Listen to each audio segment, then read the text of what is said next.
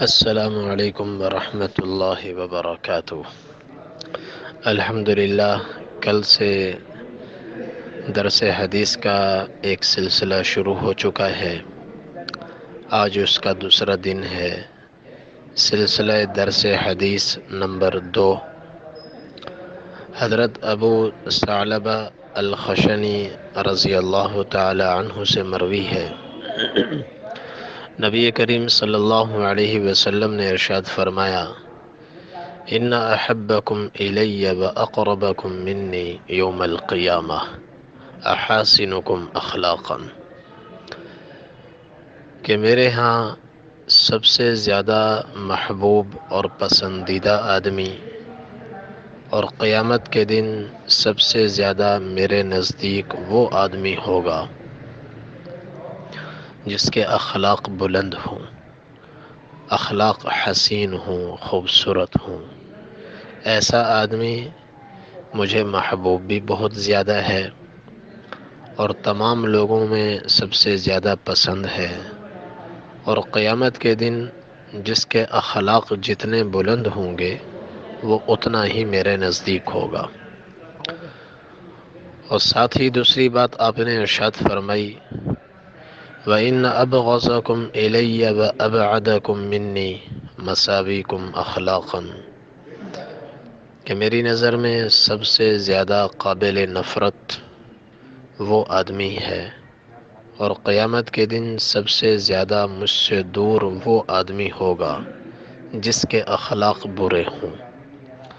اور برے اخلاق کے حامل آدمی کی 3 صفات اور 3 علامات نبی کریم صلی اللہ علیہ وسلم نے بیان فرمائی ہیں۔ پہلی بات آپ نے فرمائی الثرثارون، بد اخلاق آدمی کی پہلی علامت یہ ہے کہ وہ بہت زیادہ باتونی ہوتا ہے، گفتگو بہت کرتا ہے، بولتا بہت ہے۔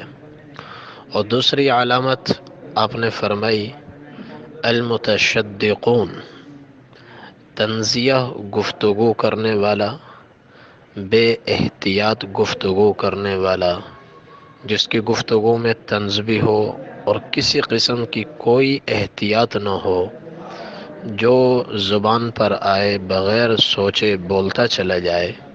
عربی میں ایسے آدمی کو المتشدق کہتے ہیں۔ حضور نے فرمایا طنزیہ اور غیر محتاط گفتگو کرنے والا یہ بھی بد اخلاق آدمی ہے، یہ اس کی دوسری علامت ہے۔ اور تیسری چیز المتفیہقون، تکبر اور رعونت سے گفتگو کرنے والا، جس کے بول اونچے ہوں، گفتگو میں تکبر جھلکتا ہو، رعونت جھلکتی ہو، یہ بھی بد اخلاق آدمی ہے۔ زیادہ بولنے والے، طنزیہ غیر محتاط گفتگو کرنے والے اور تکبر اور رعونت سے گفتگو کرنے والے یہ بد اخلاق ہیں۔ اور اسی سے آپ سمجھ سکتے ہیں کہ خوش اخلاق کون لوگ ہوں گے، جن کی گفتگو کم ہو اور تھوڑے میں بھی وہ احتیاط کرتے ہوں اور کوشش کرتے ہوں کہ اس سے کسی پر چوٹ نہ ہو، طنز نہ ہو، کسی کی دل شکنی نہ ہو، دل آزاری نہ ہو، اور ان کی گفتگو میں تواضع ہوتی ہے، عاجزی ہوتی ہے، مسکنت ہوتی ہے۔ تو جو کم بولیں اور اس کم میں بھی احتیاط برتیں، کسی کا دل نہ توڑیں، عاجزی اور مسکنت سے گفتگو کریں، یہ اونچے اخلاق والے لوگ ہیں۔ آپ نے فرمایا یہ مجھے سب سے زیادہ محبوب ہیں، میرے ہاں پیارے ہیں، اور قیامت کے دن میرے نزدیک ہوں گے۔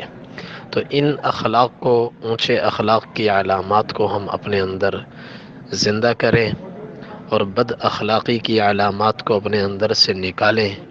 اس کے بڑے فضائل ہیں، انشاءاللہ وقتاً فوقتاً وہ آتے رہیں گے۔